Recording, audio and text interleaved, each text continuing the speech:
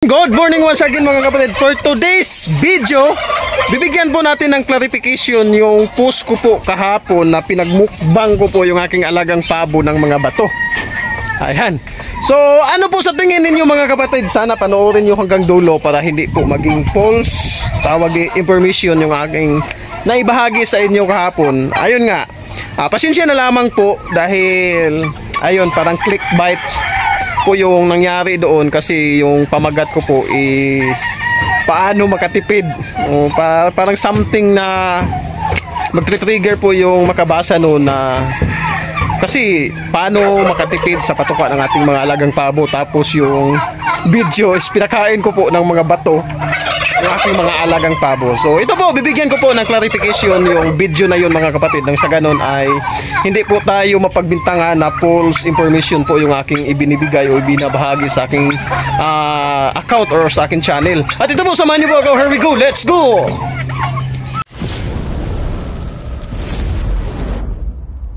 Ayan, clarification po ito mga kapatid. Alam ko po sa mga matagal na po na nakasubaybay sa aking mga video is literal po nilang nakikita na po ito kasi ilang beses ko na po rin itong naibahagi sa kanila o nagawa ng video. So ito po yun mga kapatid, ito po yung ipinakita ko sa inyo kahapon o yung post ko po pagdating po sa bato. Marami pong umalma doon mga kapatid. Sabi nila okay sana kung mga gulay daw yung ipinakain sa aking mga alagang pabo. Maniniwala pa sila. Dahil pag bato daw, mamumuo daw ito sa tawag dito, sa balon-balunan ng ating mga alagang pabo. Hindi daw matunayan at maaari pa nilang ikamatay. So, kung atin lang talagang iisipin, is parang ganun. Na mamumuo daw ito sa balon-balunan, tapos mamamatay yung pabo. Pero sa literal na tawag ito. Pero sa literal po na akin pong naranasan pagdating po sa pabo is literal po silang kumakain ng bato mga kapatid. Tapos kung nakikita nyo yung range nila mga kapatid is ganito. Paano kung naubos na po yung maliliit na bato? Ganito po kasi yung pagpapabo ko po mga kapatid is hindi lamang po ako bumabase po doon sa nakikita natin. Kasi nga kung ating isipin pagdating po sa pagpapabo is wala tayong masyadong nakikitang nagsishare o nagbabahagi ng kanilang naranasan eh.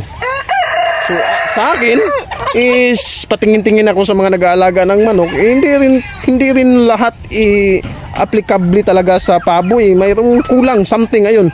Yung mga pamamaraan naman sa manok maaari nating i-apply sa pabo pero ayun nakikita ko kulang. So ayun talagang literal po sila mga kapatid ayun yun, kumakain po sila ng mga maliliit na bato. So, ayun, naisip ko po, isa pa po sa naging problema ko po is ayun, yung mga inahin minsan manipis yung kanilang eggshell. Tapos kung atin pong susuriin, lack of calcium, tapos nakikita natin yung mga pamamaraan naman doon sa lack of calcium is magpakain ng mga shell ng talaba, ano pa ba, limestone. So doon po pumasok sa aking isipan mga kapatid na maglagay na lamang po ako ng mga maliliit na bato. Tapos dati nga yung mga nabibili natin sa tawag dito construction supply o sa mga hardware, maitim yun eh. Mas nakita ko po na mas priority po nila yung mga mapuputi, yung galing sa dagat. Hindi naman masyadong malayo dito sa amin sa dagat eh. Ito po yun kapatid, doon po sa parang nawalan po sila ng gana na manood sa aking video. Nasa sa inyo na po yun mga kapatid. Pero literal po talaga na kumakain ng bato itong mga pabo. Dahil kumakain sila, instead na maghanap pa sila, naglagay na lang ako dito sa aking kulungan o sa range ng aking pabuhan. Pero ito po, kaya lang umulan kagabi eh. Kaya basa. Di ba sinabi ko sa inyo kanina, yung iba nag-a-advise na pakainin ng mga shell ng talaba. Bakit ako magpapakain pa ng shell ng talaba? Andito na galing ito sa dagat eh. Sa totoo lang mga kapatid, mga 12 sako na po ng tawag dito, buhangin o graba na galing sa dagat yung aking naibigay sa kanila. Tapos ngayon may bago pa nga, 3 sako ito, tapos ito na lang yung natira, 2. Bubuksan natin para maniwala po kayo. Paano to? pause muna natin saglit. Oh, ito na, nabuksan ko na. Ito po yung hitsura mga kapatid kapag tuyo. Ayan o, marami po yung maliliit na shell. Ayan, mga pino o durog-durog. May sama pang botilya. Kinakain nga rin nila yan. Ayun po yung delikado. Pero ito, iwan ko lang kung bakit kaya po nila itong i-digest. Ayun o, mga maliliit na kinason, durog na kinason. Halo-halo na po ito mga kapatid. Ito po yung nakita ko po na magandang ilagay sa ating kulungan ng ating mga alagang pabo.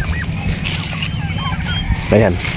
So, pasensya na lamang po kung sakali man parang hindi kayo naniniwala doon sa aking naibahagi sa inyo na pinapakain ko po ng maliliit na bato yung aking mga alagang pabo, dahil yan po talaga yung literal na nangyayari mga kapatid. Instead na maghanap pa sila is maganda, bibigyan na lang natin kung ano po yung kanilang kailangan. Ayan. Isa rin kasi sa nagpatibay po na kaya ginawa ko po ito, mostly talaga once nagkatay po ako ng mga pabo, nakikita ko po sa kanilang balon-balunan na sobrang dami po ng mga maliliit na bato. Ayan. So, ayun nga, parang naging clickbait po yung sinabi ko doon, paano makatipid ng kanilang patuka is pakainin o pamukbangin natin ng maliliit na bato. Ayan. So, ayun, tactics ko na lamang po yun para makagathered po ng mataas-taas na view. Pero in reality, kumakain po talaga sila mga kapatid. Ayan oh. At napansin ko rin, parang may maliit na utak rin itong mga pabo. Kung dito pa sa amin is tinatawag ko ito na may utok gamay. Ayan. Meron po silang talino na parang alam po nila kung gaano lamang yung kailangan nila para makatulong sa kanilang pang-araw-araw na buhay. Ayun, hindi naman sila kumakain ng sobra talaga mga kapatid. Parang sapat lang na ma-digest po yung kanilang mga kinakain. Kaya't ayun, yan po yung aking naisip. Kaya't ito, nagdagdag ko ako ng pinagkakaabalahan nila dito sa loob ng kulungan. Ayan, lalo na yung mga broad-breasted. Mas malakas po yung kumain ng mga maliliit na bato. Ito, mga upgraded at hybrid, same din. Malakas po talaga silang kumain o magbukbang ng bato mga kapatid. So, ayun, wala naman po akong nakitang problema sa ginawa kong yan. Kasi nga, nakita ko rin, sus, napakalaking bagay po ito. Ayun nga, yung advice nila, pag manipis yung shell ng ating mga inahin, yung kanilang itlog, magdagdag po tayo ng dinurog na talaba shell. Napakatrabaho pa yun. Paano ibibilad? Tapos nakita ko pa yung may nag-advise, isugba, anong Tagalog sa isugba? Ayun, ipapatong sa apoy ba para tumuyo o matuyo. Tapos saka dudurugin. Ito na. Bakit kailangan pang durugin? Andyan na eh. Ayan. So ayun na po mga kapatid ha, klaro na po sa atin yan. So ayan, hindi ko po gawa-gawa na pinapakain ko po ng bato o nag-advise po ako sa inyo. Nasa sa inyo na po. Ayan. Pero pagdating po dito sa aking pagpapabo, pasensya na lamang po kung minsan parang nakakita kayo ng kakaiba o ngayon nyo lang nakita sa aking pagpapabo. Kasi ayun nga, yung puso ko po sa ngayon mga kapatid is andito po nakatuon sa pagpapabo. Ayan.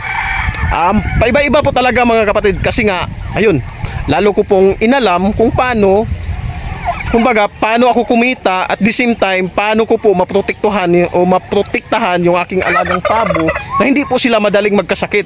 At the same time, parang in-apply ko na rin make your food as your medicine. Ayan, so in-apply ko po yan sa aking sarili. At the same time, dito po sa aking pag-aalaga ng pabo, make your food as your medicine. So ayan, hindi po ordinary yung pagkain yung ibinibigay ko po sa kanila. Kung yung nag-advise po is buti sana kung gulay. Nako, hindi lang gulay yung kinakain ng aking alagang pabo. Dahil isa po yan talaga sa kanilang kinakain, gulay. Tapos pandagdag, maliliit na bato. So sana po naging klaro po ito sa ating lahat mga kapatid. Ayan, hindi po ako nagbibigay o nagtatawid sa inyo ng false information. Kumbaga, itong mga ibinabahagi ko po sa inyo is literal po itong nangyayari pagdating po sa aking pagpapabo. So, paki-like and share na lamang po mga kapatid. Nang sa ganun, yung hindi pa po nakakakita o nakakaalam na yung mga pabo ay kumakain po ng maliliit na bato is makita po nila ito mga kapatid. Like and share na lang, paki-comment na rin po sa baba mga kapatid. Baka isa po kayo sa mapalad na mapagkalooban po natin ng pares na pabo pag magpaparapol po tayo. So hanggang dito na lang, lagi niyo pong tandaan na ang paggawa ng mabuti ay di nagbubunga ng masama. See you on my next vlog. Bye bye.